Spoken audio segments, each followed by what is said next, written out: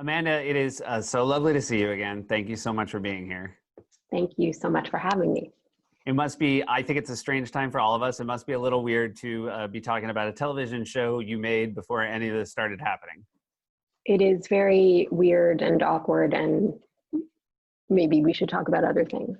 Yes, but I will say that I know a lot of people that are running out of great television to watch. And so I do think it's important that you know that you're also providing a service. Thank you very much for saying that. You is it your sister is a doctor and her husband as well in Philadelphia right now. Have you been you must be fairly impressed with what they're pulling off.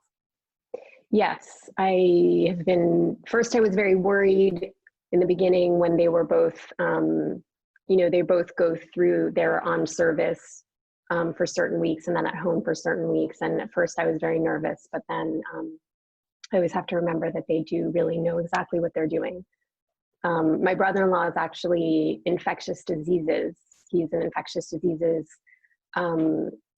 doctor and pediatrician. So he's really, usually he's researching poop, but now he's being,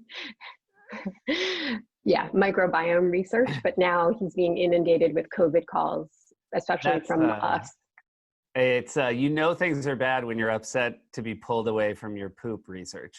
Yes. There's something actually. Exactly. The last time you were on the show, we talked about the fact that your three children are not particularly impressed with your career as an actor. And yet you do want to take some time today to say that you have been incredibly impressed with their teachers through this incredible time we're living through. Yeah. I mean, I feel like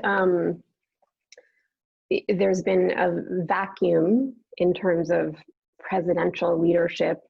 And I guess I felt like from day one, when David and I were sort of discussing whether Frankie, my 13-year-old, was old enough to watch the full video of George Floyd.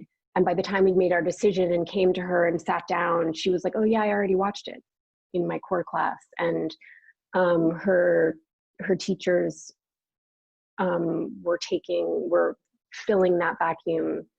And then my sister and I have been sending back and forth letters from heads of school that are very moving and inspiring. And in fact, my sister sent me a note from my nephew's head of school, who was requiring a school-wide homework for everyone to watch the Trevor Noah video.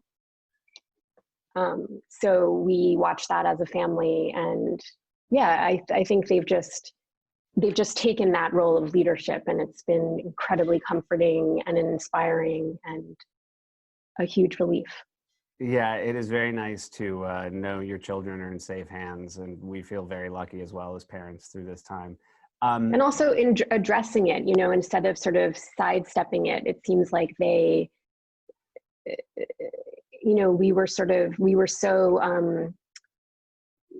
I think we were overly cautious, and they were like, discuss. And I feel like one of the things in the Trevor Noah video, the sort of the essay that he did was talking about how, it took the George Floyd video and the fact that he was actually murdered in broad daylight, and it was filmed and it was in public, for us to start discussing systemic racism. And I feel like both my kids' schools and my nephew and niece's schools in Philadelphia they're just going right into it, right into the conversation.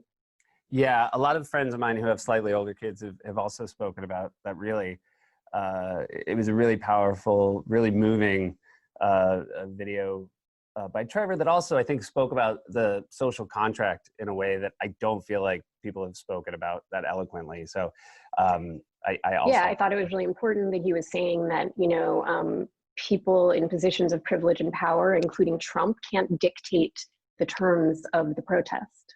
That's, antithetical to the idea of protest. We're actually protesting the status quo. We're trying to upend the current hierarchies in which we're entrenched. You can cut that out. I do want to talk about, this is season 2 of Dirty John. It's based on a true story. You're playing a real person, Betty Broderick. It does strike me as this must have been an exhausting character to play to some degree, because of how emotionally taxing it is, knowing that it was a real story, knowing both what this woman did and what she went through that led her to that moment. Was when you took it on, did you put a lot of thought into what you were about to embark on? Yeah, I mean, we knew that it was probably going to be a really intense schedule, and so we did have we had a family meeting to explain to the kids that I was going to be pretty much gone 13 hours a day for 3 months. And so, yeah, David stepped in, and, he did all of the parent-teacher conferences and soccer uniforms and soccer games. And anytime there was any griping, I was like, dude, 9 years of Game of Thrones. Yes. For anyone who doesn't It's your know, turn. your husband was one of the co-creators of Game of Thrones, which I imagine took up some time. I imagine being behind the camera for that show took up some time. Let's just say I did several parent-teacher conferences on my own. So it was about time he took the Yes. lead. Well, I'm glad that he stepped up and did his part.